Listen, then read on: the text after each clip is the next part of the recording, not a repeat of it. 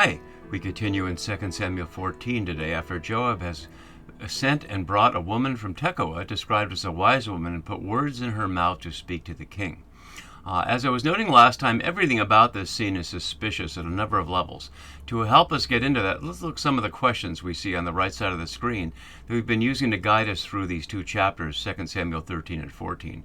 So we can see down here, we've looked at these questions briefly last time, and now we're on question 12 here. How does the story she tells about two sons in the field relate to the rape of Tamar and Absalom's revenge? And that's one of the big questions that scholars grapple with here, because if we read it as an allegory, it's certainly not parallel to Amnon and Absalom, who did not fight in a field at all. What it's parallel to, of course, is Cain and Abel, a story certainly written after this story, echoing this one rather than the other way around.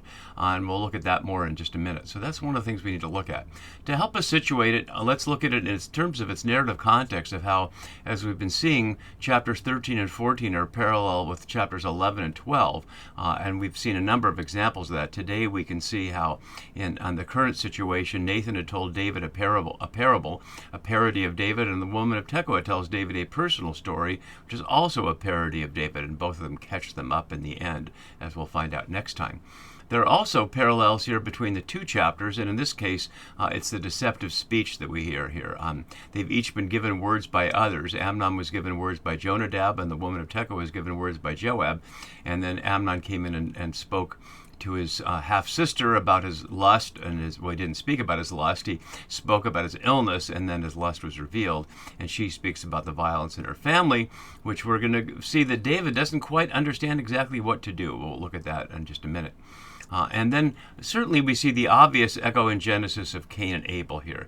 And there's a real question there because the stories are so close, and yet the story, as I was just noting in 2 Samuel 14, is not so similar to the background story.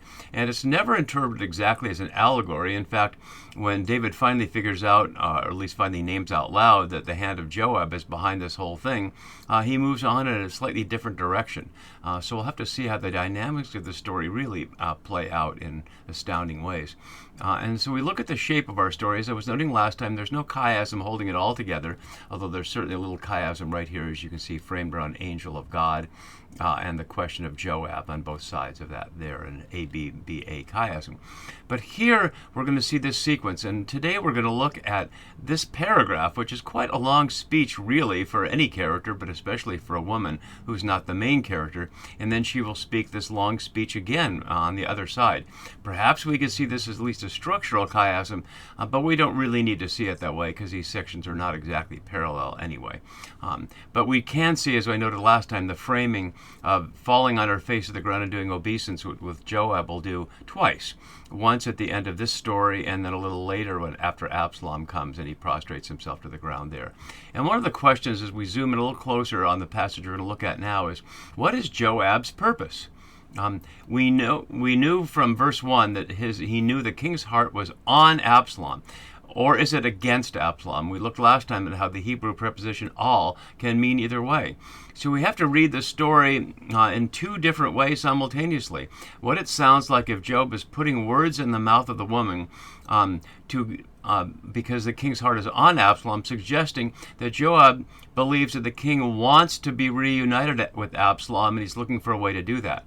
But if the king's heart is against Absalom for killing Amnon, and perhaps because the king likely understands that Absalom is plotting an overthrow of his father's regime here, that Joab be concerned that the king is planning to kill Absalom. And why would Joab want to stop that other than it doesn't look good to be killing your son? And maybe he's just waiting for another way for it to happen, which is ultimately what will happen, and it will happen, at least in part, from the hand of Joab himself. But we don't know all that, and we don't know what words he put into her mouth. So when she begins to speak, we don't know if she's accurately following the script she was given, or if she's making this up all along. So that's one element here. Also, when we get to our scene here, there's no transition from when Joab says, go to the king and speak to him as follows in Tekoa, about 17 kilometers south of Jerusalem, as I showed you last time, as you can see again right here. Then there's no break. When the woman of Tekoa came to the king, so she had to come from Tekoa to Jerusalem, of course, but she also had to get before the king. And how would she manage to do that? Note that she comes straight to the king here. We don't know where this is taking place, but presumably in his house. There's no temple yet for him to meet there, but that's not happening here at the gate, as my note down below has, anticipating what Absalom will do as the first act of his trying to curry favor with the populace in order to establish his rebellion. And the narrator is saying this like this was a long-standing practice. Absalom used to rise early, not saying it's something from the past, but this is a standard practice, and stand beside the road into the gate. And when anyone brought a suit before the king for judgment, Absalom would call out and say, "From what city are you?" When the person said, "You're servant of such and such a tribe in Israel," Absalom would say, "See, your claims are good and right, but there is no one deputed by the king to hear you." Now, there's a few things about that, and we'll get to it, of course, in more detail when we get to chapter 15. But a couple of things. The fact that Absalom says to himself here, Absalom would call out and say, actually, the narrator recalling this, Absalom will call and say, "From what city are you?" That's exactly what the king doesn't do about the woman, to discover she's from Tekoa. And as we'll see when we get to chapter 15, there perhaps is a contrast in identity between being part of a city and being part of a tribe. But in any event, Absalom assumes that justice is at the gate is what provides popularity among the people, and it's what the prophets often call out, that there isn't justice at the gate. The people who go to the gate seeking justice don't get it. So in the context of David here, any alert reader from the time period, or certainly anybody from now aware of the time period, would wonder, wait a minute, why is a king taking it upon himself to provide this private act of justice? And some commentators, as we will go through it, suggest this is actually making David look good, that he actually can provide the kind of justice that Absalom wants to provide, but his father is already providing. Some read it exactly the opposite way, that he can't resolve the situation and provide justice, and so therefore the people are susceptible to Absalom's entreaties that he follow them. But we just don't know the details of that, and we'll have to look at it more closely as we go. So as we enter into this passage, we see a note below from Falkman noting that the whole section here, from starting here in verse 4 and going all the way down to where Joab comes in 22, verse 22, Falkman notes both quantitative and qualitatively unique. It is the longest as well as the richest and most complex conversation in the books of Samuel. Even longer than that between David and Abigail in 1 Samuel 25, when she gave the longest speech of a woman anywhere in the story. So that's one element here. Johnson adds below, he shows parallel legal petitions to kings in surrounding cultures, arguing that the text is showing David's ongoing justice for the poor, which negates Absalom's claim in chapter 15. Recall, if you watched it last video, that I was noting Schipper's comment from his 2009 article, a little earlier than Johnson, suggesting just the opposite. That the woman keeps coming at David from different angles because he doesn't know what to do, and in the end he doesn't know what to do. So that Johnson represents one view and Schipper another. We'll continue down below with a quote from Johnson. It is in this rhetorical tradition that the Tekoite woman's speech to David is most at home. Her deferential formality, use of metaphors and parables, and awareness of royal judicial ideology were important components of royal petitions in the ancient Near East. Is Johnson suggesting there that an ordinary person who has need of justice should be aware of royal judicial ideology? Or does that not mean any more than the fact that the royal judicial ideology suggests that the king has the wisdom that their gods have, or in this case Yahweh? But David has never claimed to have that, and the text has never given him that. Ironically, it'll be Solomon in a dream who dreams that Yahweh gave him the knowledge of good and evil, which again, of course, the book of Genesis, just before the story of Cain and Abel, suggests is the first thing that humans should not have done, even though it's not described there as a sin. The first sin is the fratricide, the killing of Abel by Cain. So a lot echoing into the background here, both in terms of the cultural context and intertextually in relation to Genesis. But let's enter more into the text and we'll see how that plays out. So the woman of Tekoa came to the king, and again reminding us that we know where she's from, but David doesn't know where she's from. How she got in there, we don't know, and we don't know if there's anybody else around. We'll find out near the end. Joab is just waiting in the wings, but he's plainly not immediately there. And whether there's anybody else, bodyguards or other people, we simply don't know. But there's likely to be. This is not a private, exclusive audience between the two of them, although the text doesn't show us anybody else there. So she fell on her face at the ground into obeisance, a standard form of fealty before a superior. And again, Joab does it twice, as we noted. And said, "Help, O king," or save or rescue. Yeshua there, the root from which we get Joshua or Yeshua, the Hebrew root name for what's translated into English as Jesus. And so the one who saves, or Yahweh saves. So calling out here not in the name of Yahweh, but just simply the name of the king to save. And of course, that raises the entire question of the monarchy all along. In choosing a human king, the people rejected Yahweh as their savior and rescuer, as we heard back in 1 Samuel 8-10, Yahweh telling Samuel to tell the people. So she calls to David to be a rescuer, and the king asks her. And that's my note I already commented. The New RSV has "What is your trouble?" but the Hebrew is much closer to "what to" or "what's with you," as Graham Auld suggests. Both Robert Alter and another commentator include trouble in their translation, but there's no word for that in the Hebrew here. So that's why I raised it here as simply "what's with you," although that sounds different in English than it would in the cultural context there. So what is it with you, we might say. So she answered, "Alas, I am a widow," literally a widow woman here. And notice that she has several different titles. We heard she was a wise woman. Now she's a widow woman, and she's also a mother throughout this. So she plays many roles. As a widow woman, of course, she's vulnerable, and she's especially vulnerable in this situation. The fact that she says "my man is dead" is obviously unnecessarily redundant. Saying she's a widow already names that. So then she continues in verse 6, and this is obviously much like Cain and Abel. So if we look at let's read the verse and we'll look at my note below. "Your servant had 2 sons, and they fought with one another in the field. There was no one to part them, and one struck the other and killed him." Let's look at the language a little more closely. The phrase for "if there's no one to part them" from the Hebrew is literally "no one to save them," a save between them here. Not using the same word here as Yeshua up here, using the word for a reconciler here, as we'll see. So Auld suggests, and there was no reconciler between them, and another one suggests no rescuer between them. And we can read that either way. I put it as rescuer over here. So she's looking for a rescuer. There was no one in between them while they were in the field. Note that we're anticipating what will happen in Solomon's reign in 1 Kings, where we'll hear 2 women appear, not as widows, but as prostitutes, with 2 sons, one living and one dead, exactly like the situation here, although those are babies, and these appear to be adults, although it doesn't say anything about how old they are. So with that in mind, let's look at our note below. Obviously, it echoes Cain and Abel, as I've suggested here. And we'll note, as I noted briefly last time about the phrase "wise woman," in 2 Samuel 20:14, there's another wise woman associated with a place named Abel, which is a relatively obscure place, and one has to wonder at least whether the name of Adam and Eve's son there, Abel, is taken from the place noted in 2 Samuel 20. There are so many connections connecting Genesis as a response to the monarchy story that it would not be surprising if that was one of them. We can also read the story allegorically, as we read the story of the rich man, the poor man, the ewe man, and the traveler as an allegory at many levels, and we'll certainly see the story of the 2 prostitutes and the 2 sons as an allegory when we get there.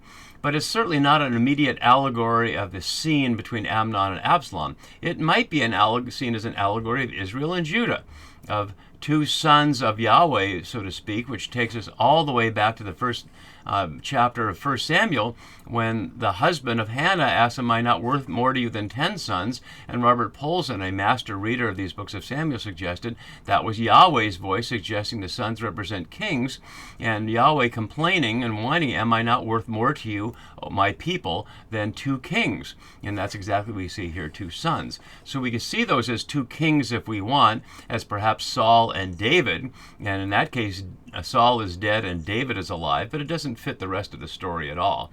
But it certainly suggests that the 2 nations at the point of exile might be in that kind of battle, and that's something of what we'll see in the story in 1 Kings, not about exile, but about united monarchy. And it certainly is a story of the battle between the houses of Saul and David. And again, when the second wise woman comes, the situation is precisely in response to someone from the house of Saul. Her role here is parallel to Nathan. As I was noting last time, where is Nathan in all this? Why isn't Nathan anywhere in these scenes? And throughout the entire Absalom rebellion, we don't see anything of him, but he's waiting in the wings and appears at the moment of the succession in 1 Kings 1. So we have to wonder where he is there. And then we have my note here This is from Halberstam and Holmes. They say the wise woman's feigned grievance, as carefully scripted by Joab, illustrates a deep dilemma within the ethos of vengeance. It is incumbent upon the family members of the victim to avenge. Yet if the original killing occurred within the family, brother killing brother, the moral imperative to exact revenge will transform a mechanism designed to protect the family in an instrument for its destruction. And the only force that can cauterize devastating revenge cycles is a supreme ruler. This is the sense in which kingship derives its legitimacy from its ability to rise above kinship. And so their point in the issue of politics is the family struggles would keep going, like the classic of the McCoys in the South shooting at their enemies, the Hatfields, forever. Or like countless cultural situations we know around the world where ethnic groups just fight with each other endlessly. The idea being the king is above either of the smaller groups and can act as a neutral referee. Although David is hardly neutral, as between Israel and Judah, and that's only one way to read this.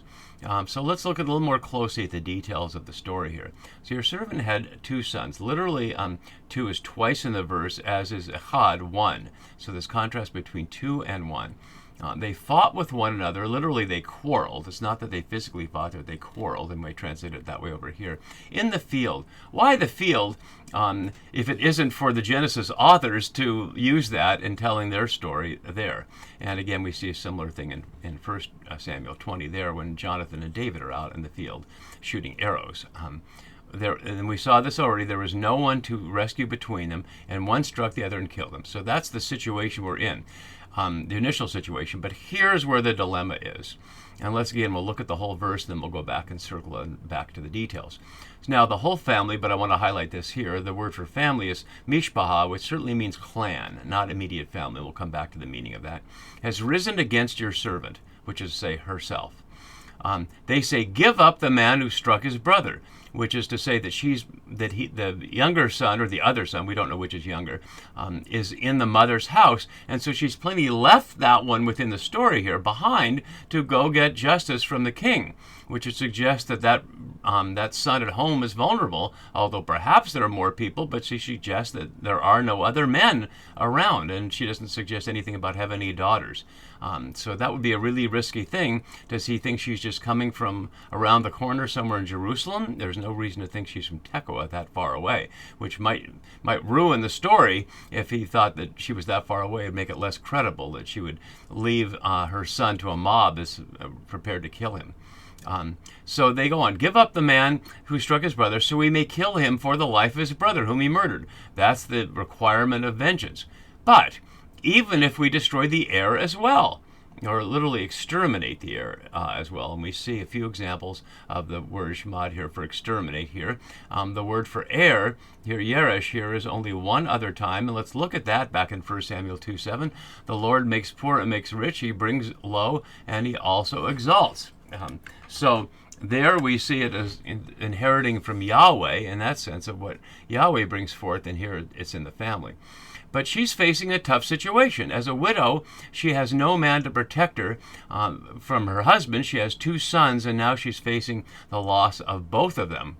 As she says, they would quench my one remaining ember, using a metaphor that will play into what she says later about human lives being like water poured out on the ground. We all must die.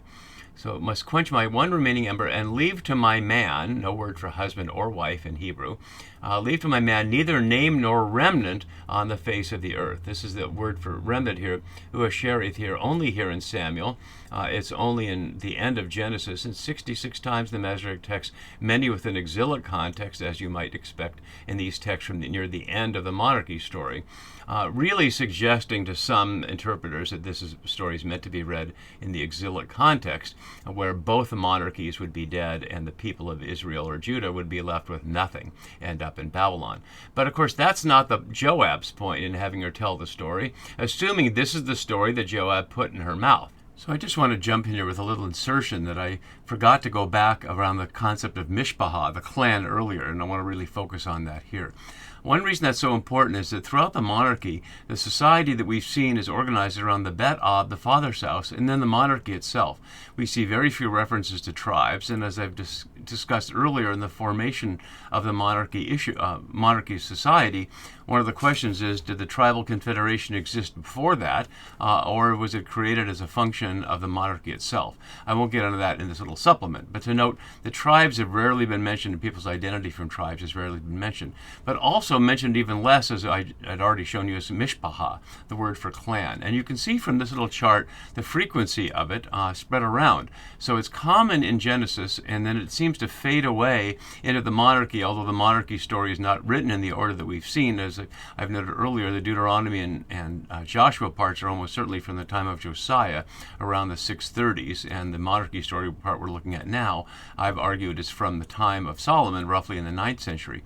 So the fact that it diminishes throughout the Deuteronomistic history is not so much a function of that as it is in a monarchy. The clan can be a threat or alternative kind of social organization to the monarchy itself, bringing some kind of social power to the local neighborhoods. And certainly a monarchy would want to break that up and turn people into something like citizens. And we'll see in chapter 50 when Absalom asks people where they're from, he thinks that way, what city you're from, and they respond in terms of tribes. So the mishpaha that's threatening the woman here is one of the important parts of society at the local level, and she's certainly hesitant to go against that. So that's a little more on the context of that as we return to our story here. And I was going to stop in verse 7, but let's go down to one verse here that sets up what will follow next time. So she set this story. What could David do? He either has to go against the mishpaha and risk violating the customs of local needs for blood vengeance when somebody is murdered, which is the point of that, of course, is to break the cycle of violence against killing somebody else. So if you're going to get killed, you might defer in whether you kill somebody else if you know that's the requirement in your community. But he either breaks the cycle of that and leaves the wound festering there, or he leaves this woman bereft with no solution. And so there is no immediate solution, and he doesn't give one. The king said to the woman, "Go to your house," which again we have to presume is in Jerusalem or nearby, "and I will later rule or give orders about you," using the word for giving orders or commands that Genesis shows from the beginning is the sovereignty of God. And so faced with this immediate situation, the king defers. "I'll get back to you later. Maybe I need to talk to my advisors who don't appear to be around." And as we'll see next time, she continues. So for this first round, she set him a conundrum that he can't solve immediately. And we'll see how she changes the story a little bit next time to try to evoke a response from the king. See you for that then. Bye-bye.